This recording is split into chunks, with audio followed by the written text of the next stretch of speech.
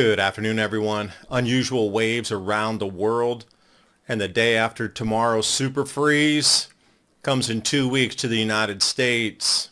It's going to be the coldest ever.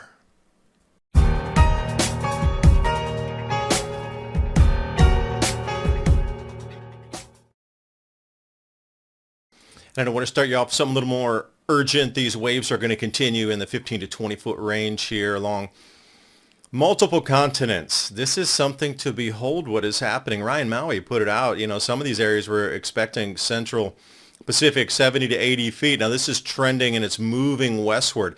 Now all that wave is getting spun down south through South America, Chile, Peru, Ecuador, also California. So I want to bring you to the amount of wave action happening. This is in Peru. Same thing that we saw happen in California. These docks that have been here for some time that are, 20 plus feet off the water are suddenly becoming inundated. People running for safety, obviously. But what happens when we see this thing stretching multi-thousands of miles? This was the U.S. Santa Cruz Pier, part of it got ripped off. Santa Monica Pier, everywhere you look, there's piers. These same phenomena are happening. Wave action in California, look at the size of the waves here as well. Great for everybody surfing in Half Moon Bay, but the rest of our infrastructure is getting ripped to shreds. And if you do see this type of wave and you're unfamiliar with the ocean, you're that close to the water's edge when a wave that size is coming in, that's very dangerous. Please move back. Unless you're more familiar with the ocean, lived around the ocean, it's fast, it's ferocious, and it's unjudgeable, as we see here along the northern coast in, apparently this is Oregon/Washington state. So these waves are coming in. We're looking at something like a rogue wave barely visible in the fog, and that's a very long way down, and suddenly, whoosh. And if you can't judge that from being that far back, what kind of chance do you have? This is down in Chile, breakwall there, meant to stop massive waves. But look, this is something like super typhoon size waves, but this is generated from an open ocean system. And, images of the day, these are fishermen. Put this in perspective. They know where to anchor for safety for their boats. This is unprecedented. This truly is. They're in a safe zone known for being able to take heavy, thick waves, and that's why they're all anchored out there. The amount of damage is stunning and unbelievable to the entire fishing fleets along the western coast. And when I say that, I am literally talking from Alaska down to the southern tip of South America. That's how vast this entire wave anomaly was. People might not have insurance that are in some of these nations for their fishing vessels. And I was reading the story. The reason he's over the boat weeping is because they don't have a way to make money anymore. Their fishing vessel's gone. And it's just scene after scene of the try to clean up. These were the fishing boats, smashed fiberglass hulls. That takes an enormous amount of pressure to smash a fiberglass hull like that. Nobody likes getting older. One of the biggest reasons why is because our muscles become weaker, making the activities we used to enjoy more difficult to do and less enjoyable. But what if you didn't have to get weaker as you got older? What if you could actually become stronger? Celebrity fitness trainer Tony Horton says he's found a way to turn the impossible into a reality. It's a method anyone can do that takes about 1 to 2 minutes a day, and within a very short period of time you can start to feel stronger, probably healthier than you have in years. Health experts have long believed age-related muscle loss is simply an inevitable aspect of getting older, but Tony Horton says he's found a much more effective way to help you fight age-related muscle loss and even build new muscle. In fact, the results have been so remarkable, Horton is now the subject of a short report detailing exactly how his body strengthening method works. It's online for free for the public to view and share. Go to tonyprotein.com/adapt now to watch the video yourself. That's tonyprotein.com/adapt. Or click on that link in the description box below and find out now. And also there's these, they call slippage waves that are coming in. They're not the super giant ones, but it's almost like a high tide wave coming in continuously. And obviously, again, if you're not around the ocean, like I would have already told everybody to run by this point because knowing waves and it was just building. and they think, oh, we're just going to get out of there, and it just continues to come in. Water is no joke. These things are very dangerous. And you can see how quickly it goes from, oh, we can maybe get away to you have no plan for escape at that point. Also, if you see this type of wave, do not enter the water. This is the most dangerous type of wave and current pattern you can encounter. This sinks ships. You swimming in this, you don't have a chance. So the risk assessment, anywhere you're seeing these larger waves, and this is becoming the norm too, these wave patterns are becoming larger and larger. I talked about this last year with the magnetic squaring of our gas giants, that paintings through antiquity had shown when we get this planetary squaring, these phenomenon of giant destructive waves sweep across our planet. Now, a lot of these paintings were over in Venice and different areas, naval museums that had them all across, the Mediterranean and out into the Atlantic. But now we're seeing something very similar in the Pacific. So what is it with ancient knowledge that whatever the trigger was electromagnetically, that suddenly these superwave events begin in earnest? And the depth and breadth and width of this event it's almost supernatural, basically, is what we're seeing happen in real time.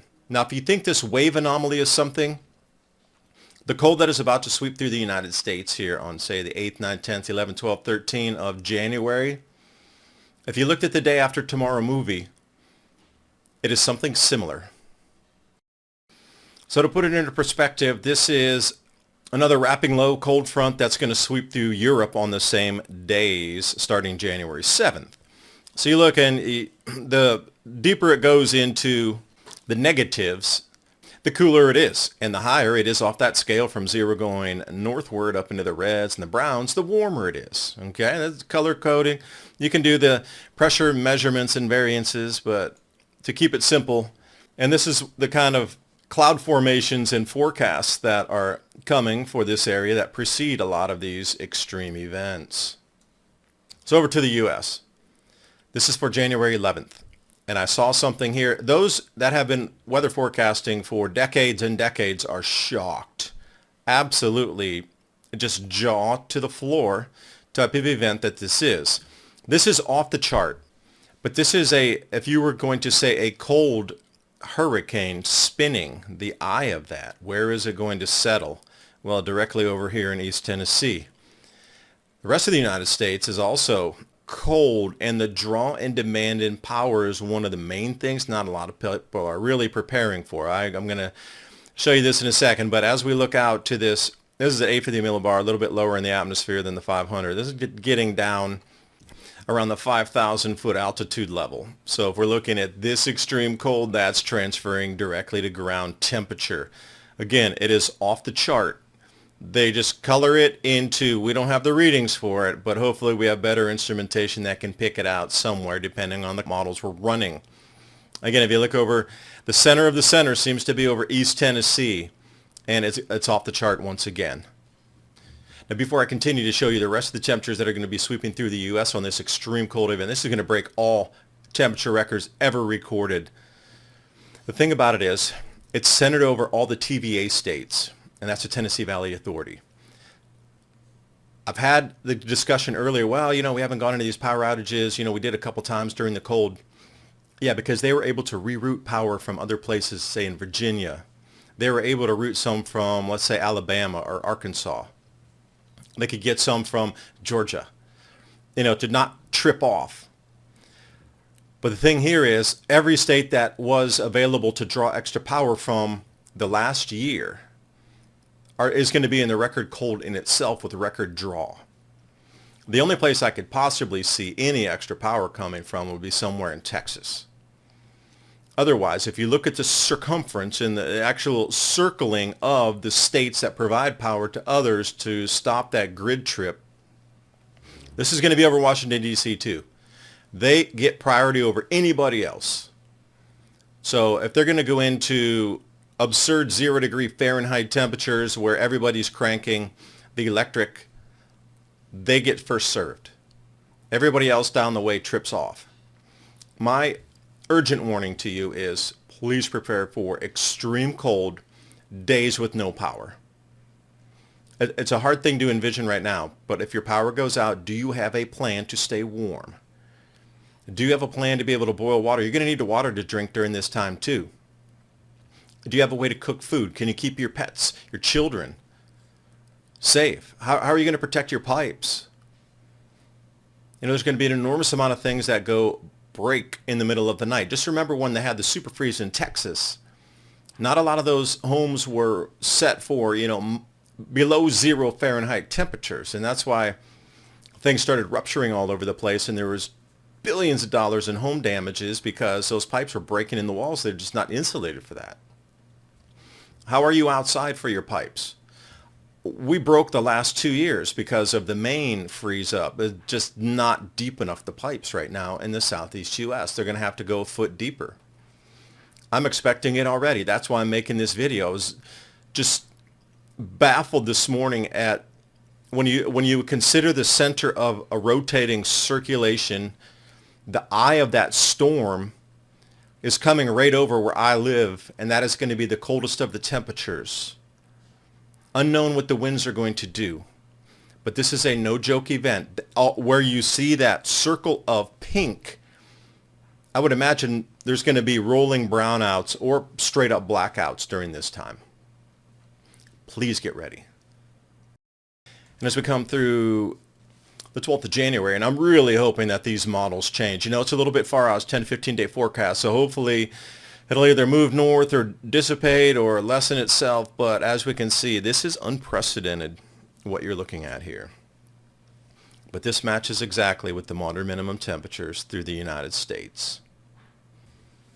It's nearly a perfect match, and I didn't expect it to get this cold. This is, at this point, something that's going to rival Texas, the amount of damage and the amount of power outages. So please, I'll say it 10 times in this video, please get ready.